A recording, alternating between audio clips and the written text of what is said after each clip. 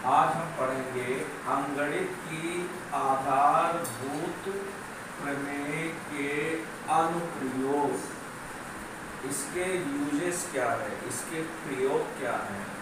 तो अंकगणित की आधारभूत प्रमेय ये हम पहले ही पढ़ चुके हैं। अंकगणित की आधारभूत प्रमेय ये पहले ही हम पढ़ चुके हैं। इसमें कहा जाता है कि किसी भी भाज्य संख्या को अद्वितीय रूप से अभाज्य संख्याओं के गुणनफल के रूप में लिखा जा सकता है। तो इसका सबसे बड़ा उपयोग है भाज्य संख्या के अभाज्य गुणनखंड ज्ञात करना। ये हम लोगों ने निचली कक्षा 6, कक्षा 7 और कक्षा 8 में पढ़ा है। ये हम अभाज्य गुणनखंड करना सीखे हैं।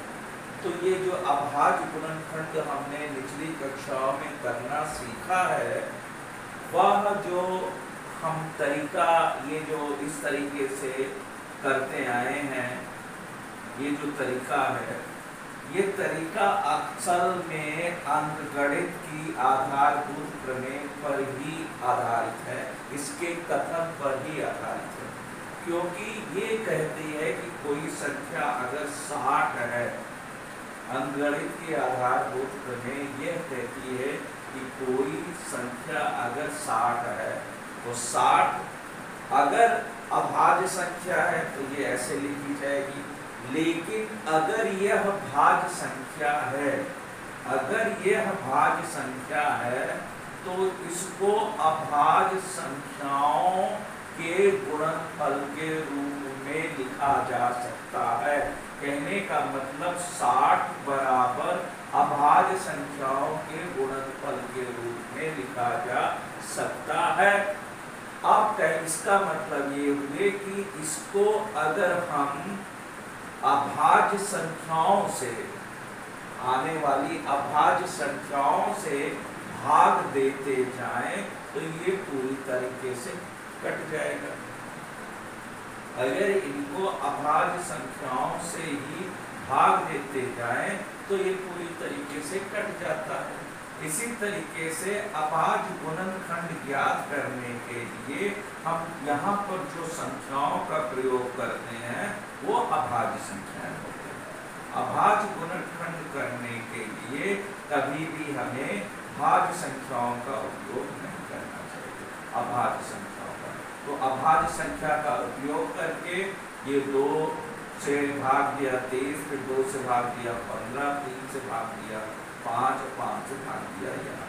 तो इस प्रकार से हम 60 को 2 की घात 2, क्योंकि 2 बार आया है, गुणे 3 गुणे 5 लिख सकते हैं। तो ये जो चीज, ये जो हम पहले करते थे कक्षा 6, 7, 8 में, यह आखिर अंकगणित की आधारभूत प्रमेय पर ही आधारित है। हम यहाँ से सीधे कह रहे हैं कि 60 को अगर ये भाज्य संख्या है तो 60 के अभाज्य गुणनखंड में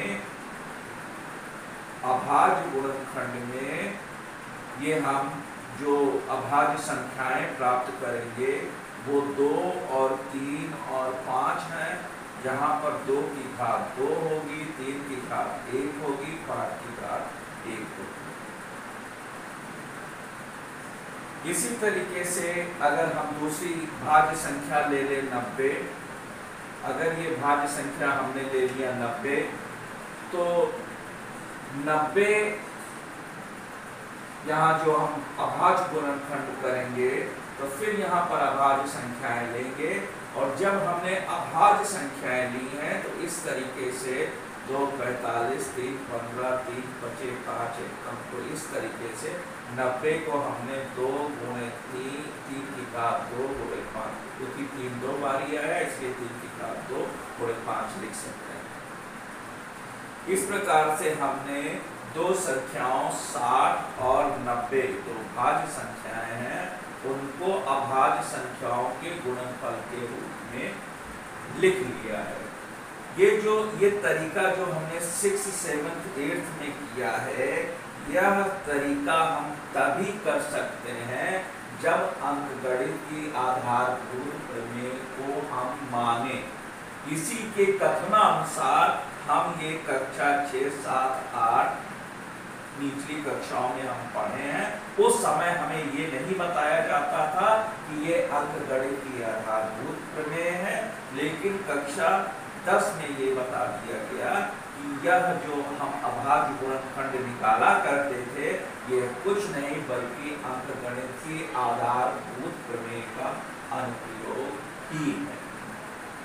अब अंकगणित की अभूतपूर्व प्रमेय देखकर आधारभूत प्रमेय ये बताती है कि जब हम इसके 60 के अभाज्य गुणनखंड करेंगे तो इसके गुणनफल के रूप में 2, 3 और 5 यही मिलना है। और ये जो होते ये अद्वितीय होते। अद्वितीय होने के मतलब अद्वितीय है, अद्वितीय मतलब होने का ये यूनिक है, ये विशेष है, इसमें और कोई नहीं हो सकता। कहने का मतलब 60 के गुणनखंड में हम यहाँ पर 7 नहीं लिख सकते हैं, या 11 नहीं लिख सकते हैं, या 13 नहीं लिख सकते हैं, या और 2, 3, 5 इसको छोड़कर किसी भी अन्य अभाज्य संख्या से विभाजित नहीं होती। वो अभाज्य संख्याएं जो 60 को विभाजित करेंगी वे केवल 2 हैं, 3 है और 5 है। वह अभाज्य संख्याएं जो 90 को विभाजक है वो 2 है, 3 है, 5 है। इसके अलावा और कोई भी अभाज्य संख्या इसके विभाजक नहीं हो सकते। ये अंकगणित की आधारभूत प्रमेय का अनुप्रयोग है। अब आइए देखें हम दो संख्याओं का HCF महत्तम समापवर्तक और LCM लघुत्तम समापवर्तक कैसे निकालते हैं। बहुत आसान तरीका है। पहले हम अभाज्य गुणनखंड किए। अभाज्य गुणनखंड ऐसे करने के बाद हम पहले देखते हैं HCF कैसे निकालते हैं। HCF कैसे, यह महत्तम समापवर्तक। तो इसके लिए हम दोनों में सबसे पहले उभयनिष्ठ अभाज्य गुणनखंड देखते हैं, अभाज्य विभाजक देखते हैं, अभाज्य फैक्टर्स देखते हैं। तो दोनों में उभयनिष्ठ, दोनों में 2 भी उभयनिष्ठ है, 3 भी उभयनिष्ठ है, 5 भी है। तो यहाँ 2 गुणे 3 गुणे 5 लिखें। इसके बाद HCF निकालने में हम पहले तो जो कॉमन है, जो दोनों में उभयनिष्ठ हैं, उन फैक्टर्स को लिखेंगे, उन गुणनखंड को लिखेंगे। फिर दोनों में से जो न्यूनतम घात होगी, यहाँ 2 घात है, यहाँ 1 घात है, तो दोनों में ये उभयनिष्ठ है तो इसकी न्यूनतम घात 1 है, तो यहाँ 1 लिखेंगे। ये उभयनिष्ठ है, इसकी न्यूनतम घात 1 है, तो 1 लिखेंगे। और यहाँ पर 5, तो 1 उभयनिष्ठ घात है। तो कहने का मतलब हम उभयनिष्ठ गुणनखंड को लिखेंगे, फिर उसके बाद दोनों में से उपस्थित न्यूनतम घात को लगा देंगे। तो इस प्रकार से ये आ गया 30। तो 30 इन दोनों का HCF या महत्तम समापवर्तक। अब लघुत्तम समापवर्त निकालने के लिए हम क्या करेंगे? तो लघुत्तम समापवर्त निकालने के लिए हम पहले तो जितने भी अभाज्य गुणनखंड है, जितने भी हैं, जैसे यहाँ 2 है, 3 है, 5 है, तो और यहाँ 2, 3 और 5 है, तो कुल मिला के हमारे पास, कुल मिलाकर हमारे पास एक अभाज्य संख्या 2 है, एक अभाज्य संख्या 3 है और एक अभाज्य संख्या 5 है। अब दोनों में से प्रत्येक में उपस्थित अधिकतम घात क्या है? यहाँ पर अधिकतम घात की बात करेंगे तो यहाँ पर 2 की अधिकतम घात 2 है तो इसको 2 की अधिकतम घात 2 लगा देंगे। यहाँ दोनों में 3 की अधिकतम घात 2 है तो इसको 2 लगा देंगे और यहाँ 5 की अधिकतम घात 1 है तो यहाँ 1 लगा देंगे। तो इस प्रकार से ये हो गया 4 गुणे 9 और गुणे 5, 4 गुणे 9 गुणे 5, 9 बचे 45, दूना 90, दूना 180। तो इस प्रकार से हम ये जो अंगणित की आधारभूत प्रमेय का अनुप्रयोग है उसमें हम देखते थे कि किस प्रकार से भाज्य संख्या के अभाज्य गुणनखंड करते हैं और तत्पश्चात हम HCF और LCM निकाल लेते हैं।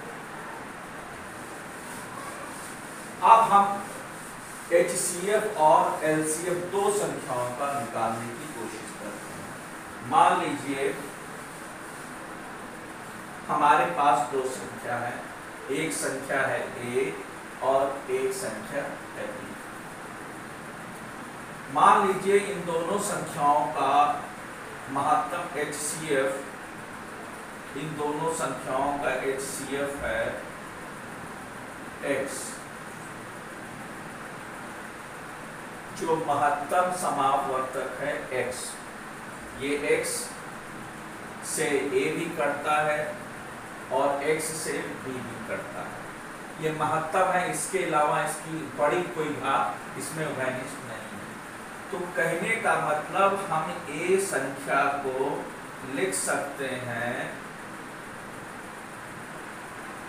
केवल, ये कोई अभाज्य संख्याओं का गुणनफल है गुणे X। इसी तरीके से दूसरी संख्या B है, इसको भी लिख सकते हैं K2 गुणे X। अब देखिए जो LCM होगा दोनों संख्याओं का, इन दोनों संख्याओं का LCM होगा तो LCM में क्या लिखते हैं, ये लिखते हैं कि यहाँ जो K1 दिखेंगे इसमें नहीं है K1, और K1 और K2 में कोई उभयनिष्ठ नहीं है, क्योंकि अगर उभयनिष्ठ होता तो यहाँ HCF बदल जाता। HCF इसलिए K1 और K2 में कुछ उभयनिष्ठ नहीं है। तो K1 यहाँ पर है, K2 यहाँ पर है, तो K1 भी लिखेंगे, K2 भी लिखेंगे, और उसके बाद दोनों में X कॉमन है तो X को एक बार लिखेंगे। मतलब जितनी भी अभाज्य संख्याएं रहती हैं उनको सबको एक बारी लिखना। ये एक बारी है, इसमें नहीं है तो इसको लिख देंगे। ये K2 है, इसको यहाँ लिख देंगे, और इन दोनों X कॉमन है तो X यहाँ लिख देंगे। अब LCM बराबर आपका हो जाता है K1 K2 X।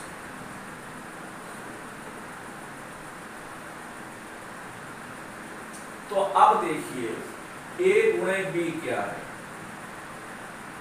A है आपका K1 X plus K2 X।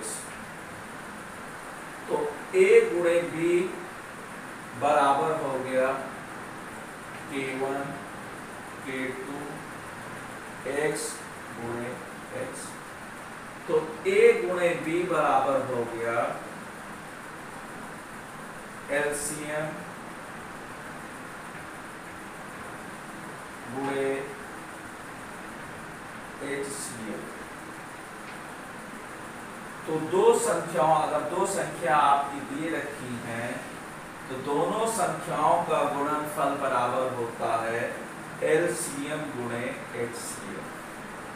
यह सूत्र आप तभी उपयोग कर सकते हैं जब केवल दो संख्याएं दे रखी हों। अगर संख्याएं दो से अधिक हैं, यदि दो से अधिक संख्याएं हैं तो इस सूत्र का उपयोग नहीं कर सकते हैं। अगर दो संख्याएं उपस्थित हैं तभी इसका उपयोग हम करेंगे। धन्यवाद।